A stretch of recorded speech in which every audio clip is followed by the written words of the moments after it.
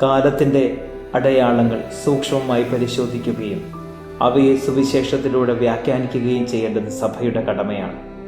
ഓരോ തലമുറയ്ക്കും മനസ്സിലാക്കാവുന്ന ഭാഷയിൽ മനുഷ്യരാശിയുടെ ശാശ്വത ചോദ്യങ്ങൾക്ക് ഉത്തരം നൽകാൻ ഇത് സഭയെ പ്രാപ്തമാക്കുന്നു.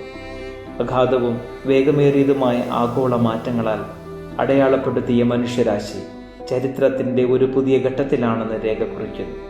മനുഷ്യൻ്റെ ബുദ്ധിയാൽ നയിക്കപ്പെടുന്ന ഈ മാറ്റങ്ങൾ വ്യക്തിഗതവും കൂട്ടായതുമായ തീരുമാനങ്ങൾ, ആഗ്രഹങ്ങൾ, മതപരമായ ജീവിതം എന്നിവയെ ഗണ്യമായി ബാധിക്കുന്നുണ്ട്. അപാരമായ സമ്പത്തുണ്ടായിരുന്നിട്ടും ദാരിദ്ര്യം നിലനിൽക്കുന്നു. സ്വാതന്ത്ര്യത്തെക്കുറിച്ചുള്ള ആഴത്തിലുള്ള ധാരണ അടിമത്തത്തിൻ്റെ പുതിയ രൂപങ്ങളുമായി സഹവർത്തിക്കുന്നു. ലോകം അതിൻ്റെ ഐക്യത്തെക്കുറിച്ച് ബോധവാന്മാരാണെങ്കിലും സംഘർഷങ്ങളാൽ ആഴത്തിൽ വിഭജിക്കപ്പെട്ടിരിക്കുന്നുമുണ്ട്.